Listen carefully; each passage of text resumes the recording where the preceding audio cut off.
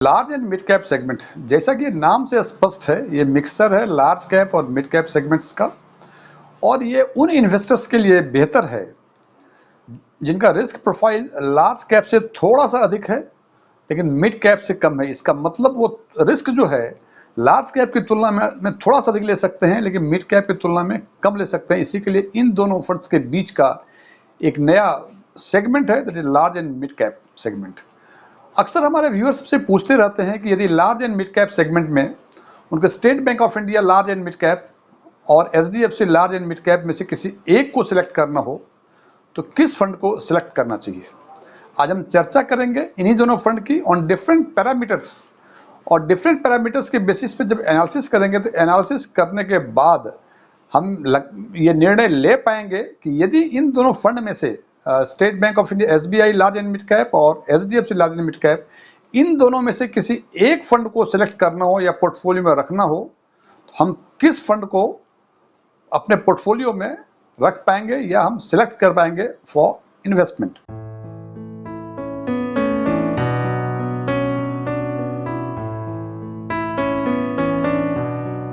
यदि मेरा ये वीडियो आपको पसंद आए इसको लाइक करें, अपने फ्रेंड्स के साथ शेयर करें, और आप यदि फर्स्ट टाइम हमारे चैनल को विजिट किए हैं तो सब्सक्राइब करें, और सब्सक्राइब करने के बाद बगल में जो बेल आइकॉन है उसको जरूर दबाएं ताकि हमारे नए वीडियो की नोटिफिकेशन आपको लगातार मिलती रहे। एस्ट्रॉन टैक्सफिन में आपका एक बार फिर से स्वागत है। मेरा नाम डीएम झा है।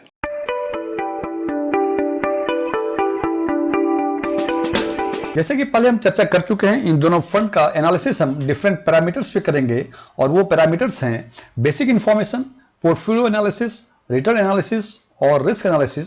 जब रिटर्न एनालिसिस की बातें करेंगे इसमें कई सब पैरामीटर्स हैं, वो है annual return, trailing return, rolling return, और अभी हमने दो पैरामीटर्स और ऐड किए हैं, दैट इज क्वार्टाइल रैंकिंग और बेस्ट एंड वर्स्ट परफॉर्मेंस की। पिछली पूरी लाइफ में इन दोनों फंड्स ने किस पीरियड में सबसे अच्छा परफॉर्म किया और किस पीरियड में सबसे खराब परफॉर्म किया, और परफॉर्मेंस का लेवल अच्छा या बुरा का क्या रहा।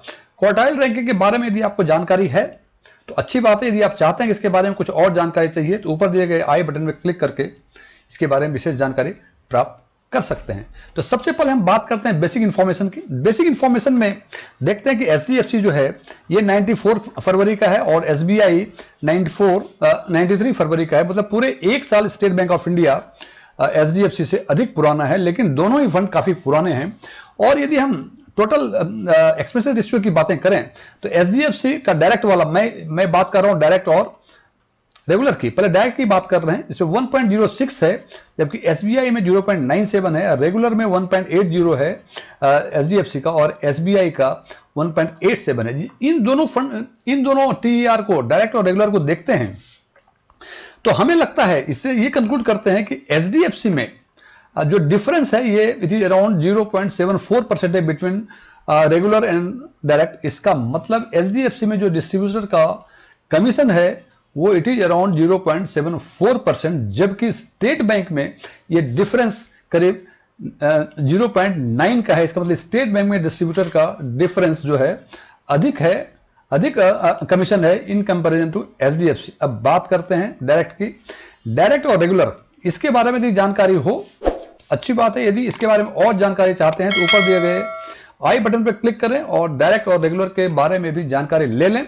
यदि आप डायरेक्ट लेते हैं, जो मैं हमेशा प्रेफर करता हूं, तो आप state Bank of India better दिख रहा है यहां से, और यदि रेगुलर लेना चाह रहे हैं तो टोटल एक्सपेंस रेशियो एचडीएफसी में कम दिख रहा है। और एसेट अंडर मैनेजमेंट की बातें करें तो इट इज 9076 एचडीएफसी केस में, और 11,431 करीब 2-2,500 के आसपास स्टेट बैंक ऑफ इंडिया का लार्ज एंड मिड कैप का जो एयूएम है वो एचडीएफसी के कंपैरिजन में अधिक है। अब बात करते हैं पोर्टफोलियो एनालिसिस की। पोर्टफोलियो एनालिसिस में दो चीजें हैं। सबसे पहले इक्विटी की बातें करते हैं। इक्विटी में एचडीएफसी का परसेंटेज 97.03% है, जबकि स्टेट बैंक में ये 92.79% है। इससे ये लगता है कि एचडीएफसी एसबीआई की तुलना में अधिक रिस्की है, हालांकि रिटर्न भी नेचुरली अधिक होंगे बिकॉज इक्विटी का पोर्शन अधिक है। यदि हम मिड कैप और स्मॉल कैप की बातें करें तो हम देखते हैं कि एचडीएफसी में 41.30% mid cap and small cap में है, जबकि स्टेट बैंक में 50.13% है। इससे यह लगता है कि अमॉन्ग इक्विटी अमॉन्ग इक्विटी 92.79% में से स्टेट बैंक ने 50% जो है ये इन्वेस्ट कर दिया है इन्होंने mid cap and small cap में। इससे ये लगता है कि इसमें वोलेटिलिटी अधिक होगी और रिटर्न भी अधिक होगी। और top 5 holdings and top 3 sectors it is not बराबर, लेकिन इससे 16.37% टॉप 5 होल्डिंग्स एचडीएफसी में, 18.72 स्टेट बैंक में, और टॉप 3 सेक्टर्स 44 एचडीएफसी में और एसबीआई में 40.96। इन दोनों से ये लगता है सेक्टर्स के हिसाब से कि करीब करीब हाफ ऑफ द सेक्टर 44% जो है वो 3 सेक्टर में ही है। यदि इन तीनों सेक्टर में कुछ अधिक झमेले हुए तो दिक्कतें अधिक हो सकती हैं। ऑल्दो यदि अच्छे पोजीशन में होंगे तो उनका रिटर्न भी उसी हिसाब से बेहतर होगा। हालांकि स्टेट बैंक का भी केवल 3% का ही कम है, लेकिन जब इन दोनों को कंपेयर करेंगे तो हमें लगता है कि HDFC appears to be more risky. अब हम बात करते हैं एनुअल रिटर्न की। एनुअल रिटर्न हमने पूरे 5 साल का लिया है, 5 साल नहीं बेसिकली इट इज 4.5 साल का लिया है, 2019, 20, 21, 22 और 2023 का पिछले 5 महीनों का रिटर्न। जब हम देखते हैं डिफरेंट पीरियड्स का, डिफरेंट ईयर्स का रिटर्न, तो हम देखते हैं कि एचडीएफसी ने आउट ऑफ 5 ईयर्स 3 साल में अच्छा परफॉर्म किया है, वो है 21, 22 और 23 में, जबकि स्टेट बैंक ऑफ इंडिया ने 19 और 20 में अच्छा परफॉर्म किया है इन कंपेरिजन टू दूसरा। आई मीन एचडीएफसी ने 2 साल 19-20 में एसबीआई की तुलना में खराब परफॉर्म किया है, जबकि 21, 22, 23 में स्टेट बैंक के ऑफ की तुलना में बेहतर परफॉर्म किया है। मींस आउट ऑफ 5 पैरामीटर्स इसमें लगता है एनुअल रिटर्न के बेसिस पर कि एचडीएफसी लीड कर रहा है State Bank of India large and mid cap fund से। अब यदि बात करते हैं ट्रेलिंग रिटर्न की, तो trailing return 1 year, 3 year, 5 year, 7 years and 10 years का लिया है। हालांकि ये दोनों ही फंड 19-20 साल से अधिक पुराने, एक 93 का है, एक 94 का है, दोनों ही काफी पुराने, लेकिन हमने पिछले लास्ट 10 ईयर्स का ही लिया हुआ है सीएजीआर। और इन 5 टाइम पीरियड्स में से हम देखते हैं कि HDFC state Bank of India को लीड कर रहा है। यदि बात करें 10 ईयर्स की, इट इज 17.44%, जबकि स्टेट बैंक का 12.58%। यदि 5 ईयर्स की बातें यदि करें तो 14.71 एचडीएफसी का और 14.48 ये स्टेट बैंक का। और पिछले 1 साल की यदि बातें करें, हालांकि ये गैप थोड़ा सा कम हो गया से 26.73% स्टेट बैंक का और 26.39% 26.73% एचडीएफसी का और 26.39% स्टेट बैंक ऑफ इंडिया का। हालांकि इन दोनों को यदि कंपेयर करते हैं तो हमें लग रहा है कि एचडीएफसी बेहतर है, लेकिन यदि आइसोलेशन में यदि हम देखें 26.73 एचडीएफसी या स्टेट बैंक का 26.39, तो दोनों ही फंड अच्छे दिख रहे हैं।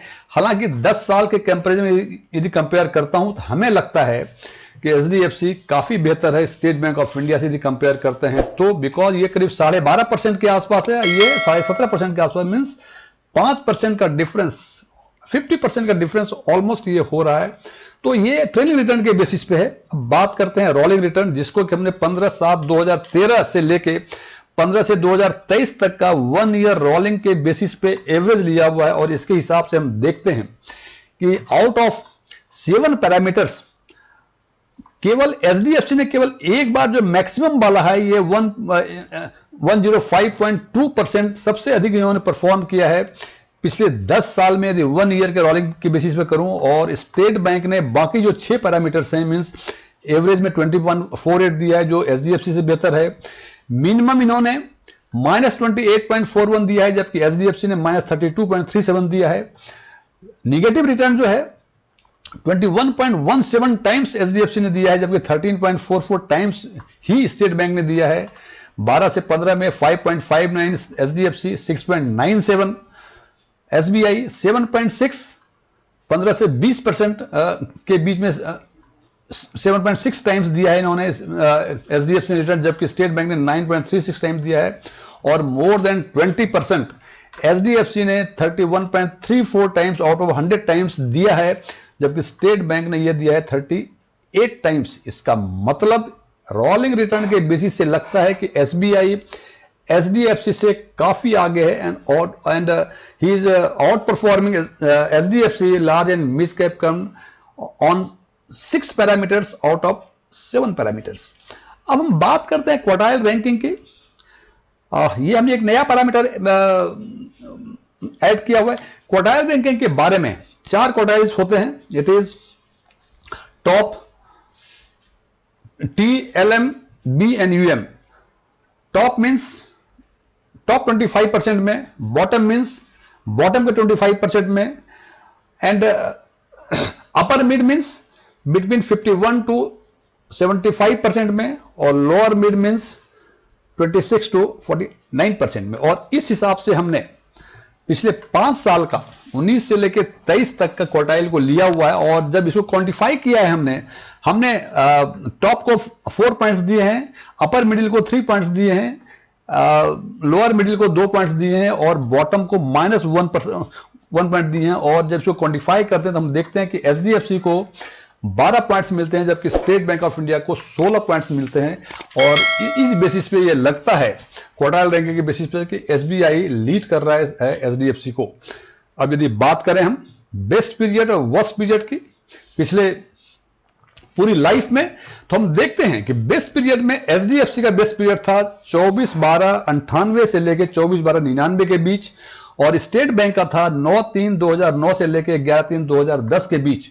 और इनका परफॉर्मेंस जो बेस्ट था एचडीएफसी का 126.81%, जबकि स्टेट बैंक का 109.28% था। यहां दिख रहा है कि एचडीएफसी लीड कर रहा है State Bank of India large and mid cap fund को। और यदि वर्स्ट की बातें यदि करते हैं तो वर्स्ट का पीरियड दोनों का बराबर ही था, 4/12/2007 से लेकर 31/12/2008 तक। लेकिन एचडीएफसी ने जो वर्स्ट परफॉर्मेंस दिया है इट इज -59.05%, जबकि स्टेट बैंक का 58.37%। हालांकि डिफरेंस बहुत अधिक नहीं है, लेकिन यदि लीड की बात करें तो वर्स्ट परफॉर्मेंस में SBI leading to HDFC large and mid cap fund. और the last parameter that is risk analysis, इसमें हमने 5 पैरामीटर्स लिए हुए हैं, that is standard deviation, Sharpe ratio, Sortino ratio, beta and alpha. और इसके यदि क्वांटिफिकेशन की बातें यदि करें, परसेंटेज की बातें करें, तो हम देखते हैं कि आउट ऑफ 5 पैरामीटर्स एचडीएफसी केवल शॉर्टिनर रेशियो में लीड कर रहा है स्टेट बैंक ऑफ इंडिया को। Otherwise standard deviation, Sharpe ratio, beta and alpha, ये 4 पैरामीटर्स के बेसिस पे State Bank of India large and mid cap is leading to HDFC large and mid cap fund. Sharpe ratio, Sortino ratio, beta ratio, alpha के बारे में यदि आपको जानकारी है तो अच्छी बात है। यदि इसके बारे में और जानकारी चाहते हैं तो इसके भी लिंक ऊपर आई बटन में दिया हुआ है, इसको भी आप वहां जाके विशेष जानकारी ले सकते हैं। वैसे शॉर्ट में बता दूं कि स्टैंडर्ड डेविएशन और बीटा ये नेगेटिव फीचर्स हैं। इसका मतलब ये जितना अधिक होगा वो उतना बुरा होगा, और जितना कम होगा उतना अच्छा होगा। और शार्पे, शॉर्टिनो और अल्फा ये तीनों पॉजिटिव फैक्टर्स हैं, मतलब जितना अधिक होगा वो उतना बेहतर होगा। तो यहां हम देखते हैं कि शॉर्टिनो रेशियो के मामले में एसबीआई से एसबीआई से बेहतर है। बाकी चारों ही पैरामीटर्स में एसबीआई लीड कर रहा है HDFC large and mid cap.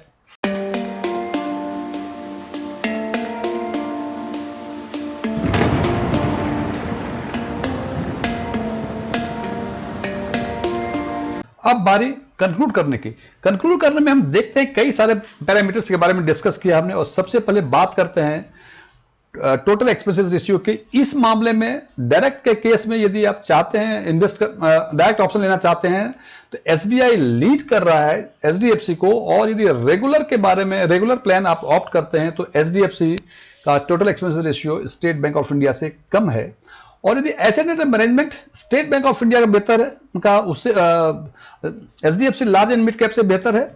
और यदि हम मिड कैप और स्मॉल कैप के शेयर की प्रोपोर्शन की बातें करें तो इस हिसाब से हमें लगता है कि एचडीएफसी का प्रोपोर्शन कम है इन कंपेरिजन टू एसबीआई। सो इसमें वोलेटिलिटी या रिस्क कह लें एचडीएफसी में कम है। और यदि बात करते हैं एनुअल रिटर्न की, तो जैसे बताया था हमने 5 साल के एनुअल रिटर्न के बारे में बातें की थी, जिसमें 19 और 20 में एसबीआई का बेहतर है, और 21, 22 और 23 में HDFC large and mid cap का बेहतर रिटर्न है।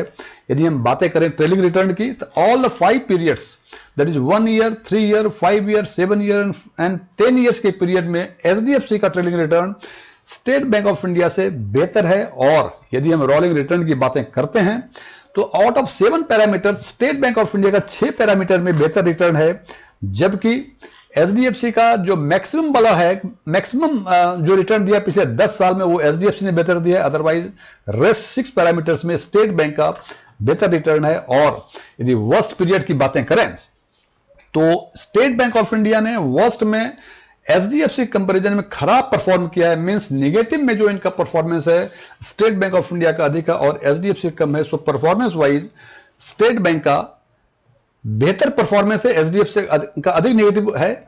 और यदि बेस्ट परफॉर्मेंस की यदि बात करें तो बेस्ट परफॉर्मेंस में एचडीएफसी ने बेहतर परफॉर्म किया है। और यदि क्वार्टाइल रैंकिंग की और यदि रिस्क एनालिसिस की बातें करते हैं तो जो 5 पैरामीटर्स हैं उस 5 पैरामीटर्स में 4 पैरामीटर्स में स्टेट बैंक ऑफ इंडिया का बेहतर परफॉर्मेंस है और एक 5वां पैरामीटर शॉर्टिनर रेशियो उस यदि बातें करें तो एचडीएफसी का बेहतर है। और यदि क्वार्टाइल रैंकिंग की बातें करें तो स्टेट बैंक ऑफ इंडिया का 16 पॉइंट्स है जबकि एचडीएफसी का 12 पॉइंट्स है। Keeping in view all these parameters, मुझे लगता है कि state Bank of India large and mid cap बेहतर है HDFC large and mid cap से, लेकिन स्टिल ये डिसीजन डिपेंड करता है इंडिविजुअल इन्वेस्टर्स के रिस्क परसेप्शन और उसके टेम्परामेंट ऑफ इन्वेस्टमेंट टेम्परामेंट के बेसिस पे उनका निर्णय हो सकता है कि हमसे अलग हो, लेकिन मेरा निर्णय state Bank of India large and mid cap के साथ।